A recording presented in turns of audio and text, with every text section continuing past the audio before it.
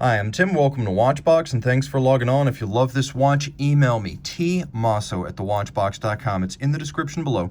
Your purchase and pricing email question line for buying this or any watch you see on any Watchbox platform. Please reach out to me directly, tmosso@thewatchbox.com.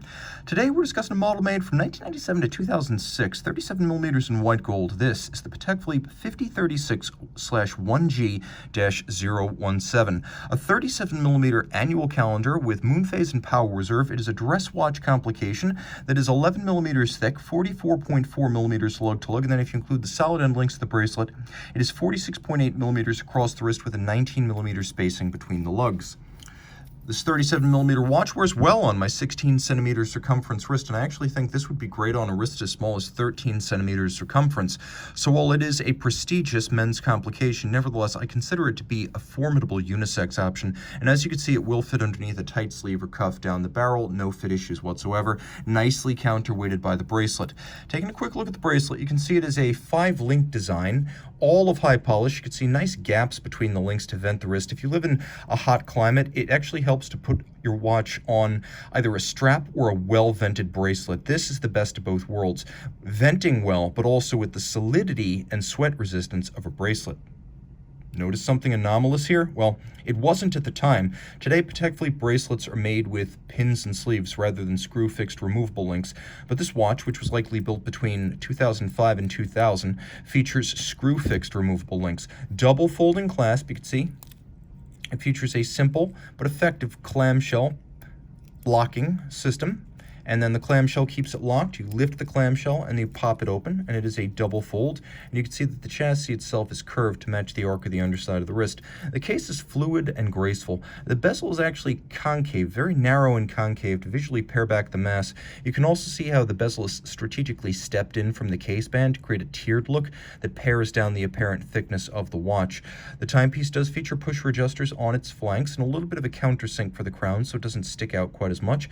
And the dial, it is opaline, which means it's a very subtle frosted matte silver. You have outboard a railroad track for reading minutes and seconds, and then we have applique, white gold, Roman numerals, and note, for once, we do not have a watchmaker's 4, Patek Philippe occasionally using a traditional Roman numeral 4 on its watch dials. Leaf-style hands at center. You have a power reserve indicator up at 12 o'clock, a 45-hour power reserve. You have your day, your date, your month, your moon phase. Annual calendar. You only need to correct it once per year during the jump from February to March. This is a system Patek introduced as an original innovation, the first ever annual calendar, the 5035, back in 1996, 1 year before this model came out. The moon phase has an adjustment interval of once every 122 years. Turn it over. We have manufacturer automatic winding caliber 315. So you can see it is a handsome unidirectional winding 21/6 beat rate Poisson de Genève automatic, the 45-hour power reserve with the power reserve, the moon phase, the annual calendar, 5-position chronometer style adjustment, a free-sprung gyromax style balance, a system Patek Philippe first developed in the late 40s and implemented in the early 1950s. All this pivoting on 37 jewels and handsomely hand-finished. The main difference, remember, between the 315 and the 324 is the beat rate. This is 3 hertz. The later watch would be 4 hertz, but technically speaking, right down to power reserve, they are identical. Now, because all these watches were made before mid-2009, you do have the Geneva hallmark on the bridge at the terminal end of the drivetrain. You have mirrored anglage, started mechanically, but finished largely by hand.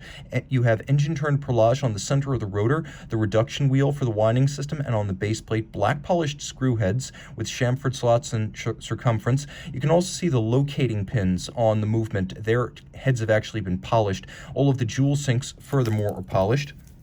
And we have Côte de Genève linear across the bridges, and then Côte de Genève circular across the rotor itself, which has an engine-turned outer face and a beveled inner edge.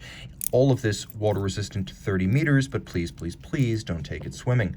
Reach out to Team Mosso at thewatchbox.com for purchase and pricing details of this white gold 5036. And we're back with the 5036 by night.